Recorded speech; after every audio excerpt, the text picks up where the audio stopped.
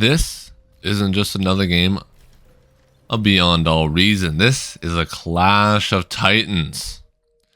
On one side, we have Blopson, 35 OS, a master of large-scale pushes and an absolute murderer. His squad, Lunar Maid, Nezu, Lakopo, and Akumar. On the right-hand side, Iron Stud, the small team god, backed by Chronopause, and Hulk, an actual StarCraft 2 professional player, Eagle Sword, and a name that just looks like you smashed every letter on the keyboard. This is world-class colliding. Chaos rolling in, metal and fire, nukes will fly, mistakes will be made, and rage quits are inevitable. And this is not just about rank, brothers. It's about bragging rights. Blopson is our hero, or the downfall of his team. First push, first mistake, and the screams will echo through all eternity. Let's jump in, boys, as the match is getting heated up. Just like my oven trying to bake my cake. The ticks are out, the grunts are flying, and the grave robber is here to steal the metal away from the red hand flank. As the match continues to develop, unlike my brain, we see each side spamming out scouts left and right. The reason being, they both want to see what each others are doing, like a home invasion. They also want to get some devastating early game damage. As units are paper shredders, structures are paper. And if they get into your backline uncontested, that means lights out, boys. Let's zoom in on Blopson, the main protagonist of our story. He's continuing to eco up through his backline and through the front line. Scaling into that mid game, will his push be devastating, or will it fall flat on its face? As the rest of the map continues to develop much faster, as Blue has a push in the middle of the map. This could be game ending, or this could send Blue with a one-way ticket back to spawn. Emotional damage, as right now they are fighting over a $10 metal extractor. This is very important. If this metal extractor falls, red team is finished. Blue dashing in, swarming it, gunning it down, sending it straight to the afterlife with nothing but regret and despair. However, Red Naza is here to clean up the rest of Blue's army. But there's still hope. The metal field is worth $1,000 more than in my bank account. Whoever controls this will have a huge advantage for the rest of the game. So strap in, boys, because this roller coaster is about to get wild. Just like that D-Gun sent that Centurion to the afterlife, you should send me your likes and subscribes, as I'm always bringing you the best Beyond All Reason content. The push continues. Blue has put their foot on the pedal to the metal, and the aggression is unrelenting. Meaning, if this thing breaks through, gets onto Blue team's factories, their production line, that could be lights out entirely for Red Team, making this one of the fastest yet cleanest games in Beyond All Reason history. The match is getting fired up, boys. We might need a fire extinguisher, because this thing is about to burn down my whole computer. The pawns chasing in, the rocket bots shelling away, corpses are flying left and right. Pink, it's metal extractors, once a beacon of hope, now just environmental storytelling as Blue looks to clean up Pink's entire base. Chaos reigns supreme, brothers. The front line is littered with corpses. Red, yellow, pink are swarming the remaining Blue army, stranded on a desert island. Zooming out, NASA has retaken the middle. Blue's pressure is still relentless. Will they break him again, or will Naza hold like Fort Knox? Meanwhile, at the bottom of the map, our hero, Blopson, is deep in enemy lines, sending Eagle Sword straight to the Mariana Trench. Holding the high ground boosts his accuracy, damage, and vision. Every second matters, just like in bed. Blopson is snowballing his lead further, reclaiming a geode, the perfect energy booster. Denies it from the enemies, crippling their energy economy. Meanwhile, accelerating his through the stratosphere. As he continues to lock down his position, a bit of a pawn run by has begun, pushing deep into purple territory, looking to clean his house like the janitor, sending these metal structures sky high, crippling purple's economy. But his relentless aggression doesn't end there, as he smells blood in the water like a shark, continuing his aggression, pushing all the way into Eagle Soar's economy. His energy at risk, his metal production at risk. Everything stands on this push. If he can cripple Purple's economy, this will blow open the whole game. Purple needs help, and he needs it now. Someone call an ambulance, because after this, Eagle Soar is going to have trauma, and I'm not sure he's going to be able to recover. The Twin Guard Tower, though, comes up just in time, cleaning up that push, stopping it dead in its tracks. As we take a moment to look at the blue crushing it on every flank right now, meaning the entire match relies on our hero Blopson to make something happen. He's still deep into enemy territory, but he needs to get more damage done, or his allies will be falling down to the bottom of the abyss. He has a huge pawn push coming out, 21 in total. This is looking to devastate the remaining economy of Eagle Soar. Blue has forgotten about his pawns left on the wasteland. He thought he was pushing into the enemy base, but in reality, he was becoming a forward graveyard. Nothing but environmental storytelling for the ages to come. As Purple tries to help, swarming in with pawns of his own. This is very good though for Red's team, as he has now 4 players to deal with him, meaning all he has to do is hold and fortify himself and not let anything get past him, giving his team more breathing room in order to come back in this game. Even a third player, Hulk, the StarCraft professional, has now entered the fray, stopping our hero Blopson dead in his tracks. There is a beautiful reclaim here field in both teams. Well, this is looking mighty juicy, just like that McDonald's Big Mac. I want it, and I want it now. 1.4 metal is on the field, and both teams, they're looking hungry. Hungry hippos. Blopson's commander sitting behind a line of defenses.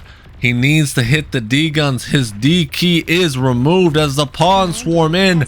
Boom goes the dynamite. Commander gone, dusted. Blopson's hopes and dreams sinking deeper and deeper into the bottom of the abyss. Blopson air transition snipes a geo, crippling Blue's economy. Green, no fighters in sight, and the bombing runs will continue as they drop another load onto the metal extractor, further crippling Blue's economy. The fighters are here, but it's a little bit too late, as the orange fighters will get one more bombing run in. Sadly, no more destruction, but they got their value out. Let's take a moment to look at the rest of the map. Yellow, Akmar pushing heavy into green side of the map, where Blue still has a firm lead over the middle. Let's zoom in on Akmar's push here, as this could be crucial in allowing Blopson some breathing room to get back in the driver's seat. One major downside is this is tier 1 versus tier 2. And the tier 2 is on blue side. What does that mean? It means tier 1 trades absolutely abysmal into tier 1. So any more aggression, any more pushing power out of yellow, and all he's doing is grabbing a shovel and digging his own grave. Plus, sending a nice yet charitable donation over to green, as those thugs will be cleaned up shortly. Let's go back to Blopson, as he's still holding the high ground strong, but now he has to contend against two players, Hawk and Eagle Sword. This forces Blopson back. Retreating is not a coward move, it's a strategical retreat. Learn the difference. The map continuing to unfold. The chaos is everywhere. Neza has reclaimed the high ground, and he's looking to push down into green's base, further cementing red's dominance in the top hand part. But what is this? Chrono has tier 2 now entering the fray, meaning the tier 1 yellow army stands absolutely no chance against this.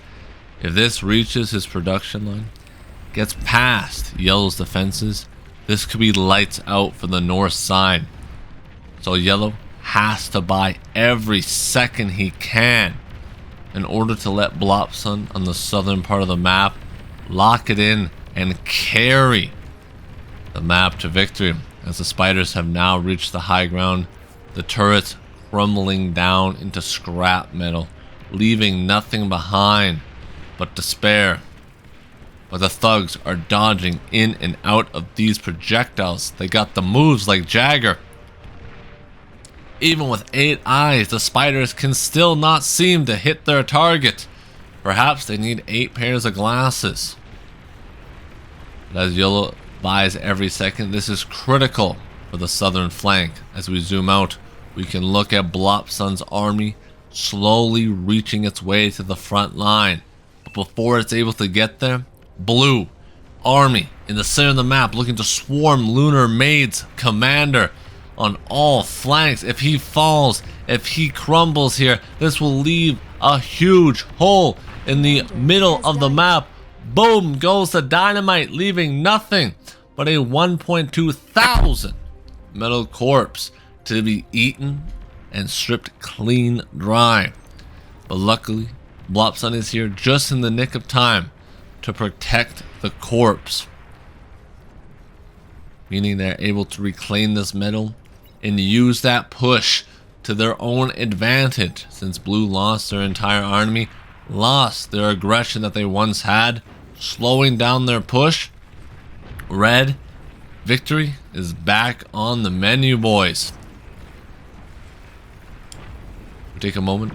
Right now, every second counts. Blue crushing in the top. South, red dominating. Which side will reach victory first? Which side will out crumble the enemy team's defenses? Lock it in, boys, because this is where the match will be decided, as Eagle Sword goes for a self-detonation, crippling Blopson's army. Half of it goes up in flames, stalling out the push, buying more time for the north side. As we now enter into the mid to late game, it means tier 1 spam is on the menu. Why do you tier 1 spam? It's to draw fire from important units like this Starlight, as it actually wastes money shooting these ticks that are scattered across the map, buying time for the fat boys to get in range and to send that man to Robot Jesus. As the turrets are crumbling, Blopson pushing deeper into blue territory, forcing Iron Stud to no longer help the northern flank, but to stop the onslaught of aggression of Blopson. The fat boys have grown very high in number, 5 in total, more friends than I have in real life. Meaning blue needs Starlights, and they need them now if they want to halt this push. Because if these fat boys get on top of blue's production, this will cripple not only their economy, but any hopes and dreams of coming back into this game. So blue needs to hold strong, and they need to hold strong now. It's time to call for help. Dial up a friend. We need reinforcements, and we need them now. Battle raging on harder than your average Twitter user. All the way from the north side down to the south. Action is everywhere. What will break first? The north flank or the south flank? This is crucial as each team is winning one flank respectively. Let's zoom in on the north flank as Blopson is forced to fight the strongest tier 2 unit in the entire game. The Mammoth. Heavily armored assault bot. Insane damage, insane tankiness, also moves at a snail's pace. The fat boys though, gonna eat him for breakfast as they're not able to get in range before they're eaten alive. And let me tell you, you think a fat man would like to eat a mammoth? I wonder if they're juicy or got a lot of protein on those bad boys. I guess we'll never know. But the battle's slowing down as blue has been cleaned up. The middle slowly turning into a no man's land. Even yellow from the north side coming down to support Blopson on the south, because this is where the battle truly matters. As right now there is 7,000 metal on the field. You know what time it is. Grab your forks, grab your spoons. If you're into sucking harder than my Tinder date, grab your straw, because there's 8,000 metal on the field and that's looking delicious. But Blossom has relocated his army to the southern part, because this is where blue is weakest. The defenses basically gone. Just a few tier 1 turrets standing in the way of red's victory, because if red's able to break through here and cement himself onto this high ground, purple will be all but gone, dusted, sent to oblivion. And where one flank breaks open, another has to follow, or red will just have too much pressure in the southern flank of the map. Neza here to support. He brought a flying dragon to the field. This thing roasting down not only blue's hopes and dreams, their entire base as well. They see the tier 2 lab. If they get on top of that and end purple's production, there'll be nothing down here but ash and cinder as Blopson's army pushes in behind, cleaning up all the defenses, while Neza's army continues to wreak havoc in purple's base as the south side has completely fallen. Let's head over to the middle of the map and see what's blue cooking. And they look like they're cooking something special. Going for a suck on the Starlight, reclaiming the metal, desperately trying to get an army in the middle of the map to balance red's aggression in the southern flank. As blue needs something and they need it now, or it's going to be the final nail in the coffin. Blue looking to push forward. The Starlight's in range, firing away, ending red's career in the middle of the map. But the blue thinks it's too much. The FF vote comes out. That's going to be GG. Who do you guys think was the MVP for both sides? And make sure to smash that like button, subscribe.